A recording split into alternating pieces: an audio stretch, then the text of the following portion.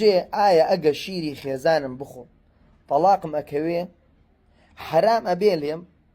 ئازیزانم ئەمە هەڵەباوە لە ناومان لەبەرەوەی ژیانی زۆرێکی شپرزە کردووە و پرسیارەکەن لەبارەی حەزم کرد بە کورتە ڤیددیوەیەک ئەم بابەتە ڕوون بکەم. یەکەم شتێ بۆی ئەم بابەتە لە ناومانە دروسەوێ چکە باسێکەیە ئاستی هەیە لە ڕووی شەریعەت و ئەویش مەسەلەی شیردانە.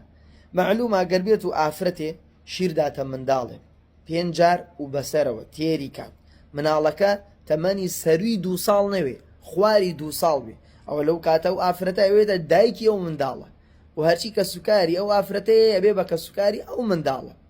فئەم بابەتە ئەستی هەیە لە ڕووی شەریعەتەوە، بەڵام ئەوە ئێمەین لە مەسەلەکان بە غەڵەت تێگەین تێکەڵ یەکەین.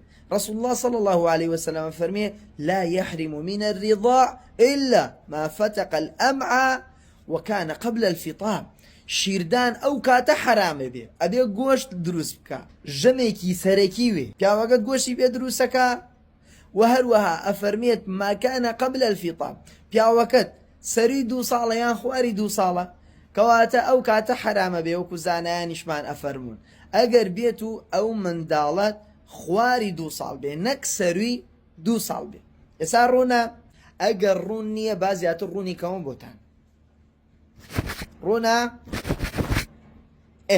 کەواتە دروستە پیاو شیری خێزانی بخوا وەم بابەتانە هیچ لە ئارایە نییە بەس بەمەرجێ نابێت ئەو منداڵە زیانی پێ بگێ ئەو شیرە حەقی ئەوە ئەو بەجوانی تێری لێ بخوا.